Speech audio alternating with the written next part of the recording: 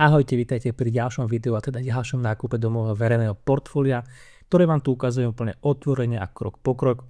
Toto portfólio som založil ako doplnok k tomu prvému, ktoré už poznáte, to vám ukazujem cca 2 roky a rastie spolu so mnou aj s týmto YouTube kanálom, teda môjim profilom.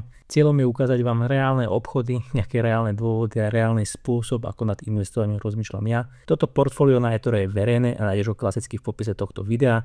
Vieš si ho kedykoľvek pozrieť, sledovať a čoskoro spustím aj kopírovanie, ktoré eToro, mimochodom partner tohto videa, umožňuje. Takže ak budeš chcieť jedným klikom skopírovať presne to isté portfólio ako mám ja, prispôsobujem tvojim peniazom a veľkosti účtu.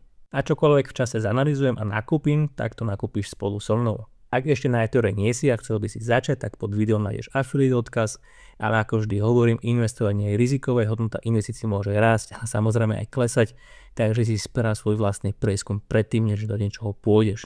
A ešte jedna dôležitá vec, tieto videá točím vždy niekoľkodňovým oneskorením po nákupe, a ty ich tiež môžeš pozerať aj o pár týždňov alebo mesiacov neskôr, takže nezabúdaj, že niektoré čísla sa už mohli medzi tým zmeniť. Vy, čo ste na Instagrame, tak viete, že za New Holdings som urobil aj kompletnú analýzu na základe toho, že ste si za ňou zahlasovali. Analýzu si nájdeš na mojom webe a budem tu pridávať aj ďalšie, za ktoré si zahlasujete u mňa na Instagrame v storkách. A teda New Holdings ma po tej analýze zaujala natoľko, že som ju aj nakúpil a práve o tom bude dnešné video, tak poďme na to. New Holdings, alebo ako ju väčšina pozná, tak Nubank, je fintech spoločnosti z Brazílie, ktorá vznikla v roku 2013. Jej cieľ bol od začiatku úplne jasný, zjednodušiť bankovníctvo v Latinskej Amerike, kde boli klasické banky roky známe vysokými poplatkami, komplikovanými procesmi a extrémnou byrokraciou. Zakladateľom je David Vélez a celý nápad vznikol po tom, čo Vélez osobne zažil, ako náročné a drahé je otvoriť si účet v Brazílii a rozhodol sa, že to zmení. Nubank začal úplne jednoducho, vydával fialové kreditné karty bez ročných poplatkov, ktoré sa dali ovládať priamo cez mobilnú aplikáciu. To bol v Latinskej Amerike úplný game changer. Ľudia, ktorí dovtedy nemali prístup k finančným službám alebo platili obrovské poplatky, zrazu dostali modernú a jednoduchú alternatívu. Firma rástla brutálnym tempom, z pár tisíc klientov sa do roku 2025 stala z jednou z najväčších digitálnych bank na svete, s viac ako 100 miliónov zákazníkov nielen v Brazílii, ale aj v Mexiku a Kolumbii. Dnes už New Holdings nielen o kartách, ponúkajú bežné účty, sporenie, poistenie, investície aj úvery. V podstate kompletný bankový ekosystém, ale celý je postavený na mobilných technológiách, bez nejakých starých pobočiek a nejakej drahej infraštruktúry. A to je presne dôvod, prečo veľa investorov sleduje, pretože New nie je len ďalšia banka, ale technologická firma, ktorá nahradzuje tradičné finančníctvo v regióne, kde je obrovský priestor na rast. Poďme sa teraz pozrieť na nejaké samotné čísla a prečo ma tá firma zaujala až tak, že som ho nakoniec nakúpil. Aktuálna trhová kapitalizácia je okolo tých 77 miliard, čiže hovoríme o veľkom fintech hráčovi, ktorý už dávno nie je len startupom. PIčko momentálne na úrovni 33, čo sa môže zdať dosť, ale keď sa pozrieme dopredu, teda na forward PE, na základe očakávaných ziskov, tak v ďalšom roku klesá na 23 a v roku 2026 dokonca na 19,5. To znamená, že trh ráta s tým, že ziskovosť pôjde výrazne hore, čo je pri takejto firme kľúčové. Ako vždy, ale poviem, že to neznamená aj, že automaticky pôjde hore aj cena akcie. Je to síce pravdepodobné, ale určite nie na 100%, tak bacha na to. Ďalšie ukazovatele, price to sales je 6,2, EV/EBITDA 19, price to book 8. To sú vyššie valuácie, čo ale pri rýchlo rastúcich fintech firmách nebýva až tak nič neobvyklé.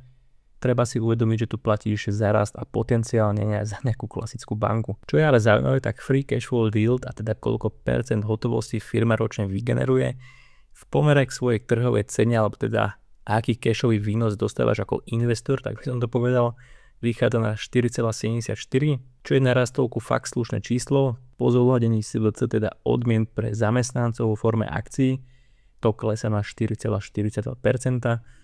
Čiže dopad týchto odmien je okolo 6,8%.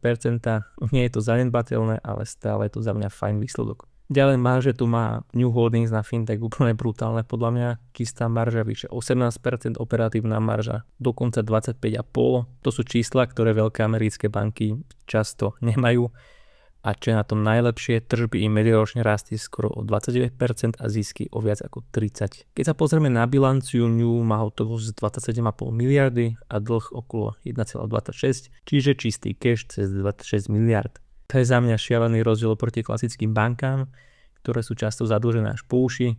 Toto je obrovská konkurenčná výhoda, aspoň za mňa, lebo firma má nielen rast, ale aj bezpečnú bilanciu, s ktorou môže ďalej expandovať. Keď sa pozrieme tento graf, ktorý je tu dole, tak je zaujímavé, že CAPEX, a teda investície do infraštruktúry, a R&D, čo je výskum a vývoj, ostávajú relatívne malé položky, čo znamená, že New funguje stále viac ako softwarový fintech, než ako klasická banka, ktorá by musela masívne investovať do pobočiek alebo nejakej infraštruktúry. Najväčšia časť je na marketing a prevádzku, čo je logické, keďže ich biznis stojí na akvizícii klientov a škalovaní. Ak by som mal povedať ešte nejaké plusy a mínusy, ktoré tu ja osobne vidím, tak New má extrémne nízke náklady na jedného klienta pod $1 a pritom im rastie výnos na zákazníka.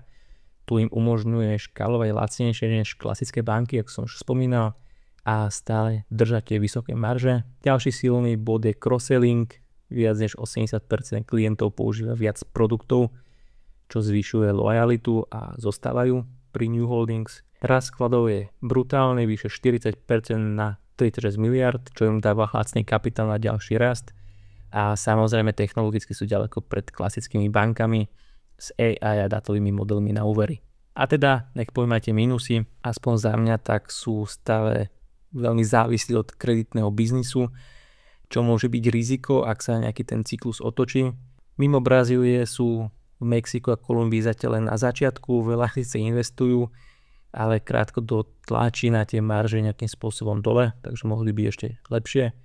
Vidno aj vyššiu volatilitu v nesplácaných úveroch, čo môže byť citlivé pri nejakej horšej ekonomike, a nakoniec, ak vklady porastú rýchlejšie než úvery, môže dojsť k tlaku na tie marže a hlavne na nových trhoch. A teda poďme sa ešte pozrieť na ich vnútornú hodnotu a poďme si to pozrieť v analýze, ktorá je kompletne dostupná, ako som už spomínal, zadarmo u mňa na webe. Tak si ju môžeš kľudne pozrieť, link máš v popise videa a vidíš tu pekne všetky dôležité parametre, môžeš si ich ako pekne preklikať. Samozrejme, či sa sú z obdobia, kedy som tú analýzu robil, a bolo to pred cca 10-12 dňami. Ak si to scrollneš, vidíš tú históriu, zameranie, posledné kvartálne výsledky, výhody, nevýhody, znova nejaké tabulky, ktoré si dokážeš pekne preklikať a uvidíš tam všetky najdôležitejšie čísla, ktoré potrebuješ na to, aby si pochopil, ako na tom spoločnosť je.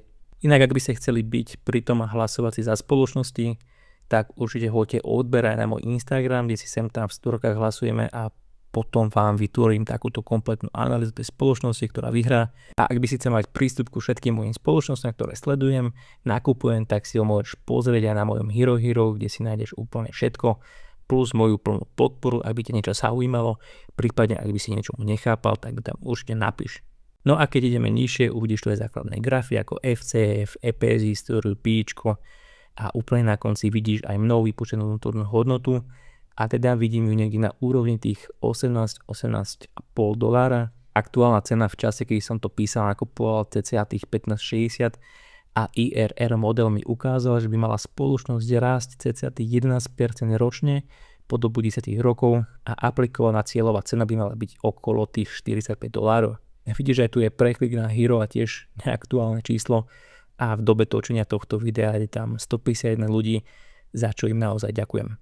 A ak by si sa ešte pýtal, čo je IRR model, a ten model si nájdeš tu, keď klikneš na vnútornú hodnotu na webe a scrollneš dole, tak je to model, ktorý ja osobne používam už x rokov a v hodnotovom investovaní sa používa už desiatky rokov a na základe aktuálneho PIčka rastu EPS ti ukáže predpokladaný rast ceny akcie. Určite si to poskúšajte, je to na mojom webe úplne zadarmo. Sú tam aj rôzne iné tabulky a modely, ktoré osobne denne využívam aj ja. Vytvoril som vám takú pomôcku, ktorá je za mňa naozaj dôležitá, ak si vyberáte samostatné spoločnosti do portfólia. OK, na dnes máme hotovo. Nezabúdajte si pozrieť všetky linky v popise tohto videa, či už na portfólio na eToro. Ak by ste sa chceli pridať tak na kopírovanie, tak to spúšťam čoskoro. Ak sa chcete naučiť naozaj investovať a naučiť sa moje x-ročné skúsenosti, tak pozrite Hero Hero. Ak ťa bavia tieto videá a niečo ti dávajú, tak budem vďačný za like a odber na tento kanál. Ešte raz dík za podporu a čaute.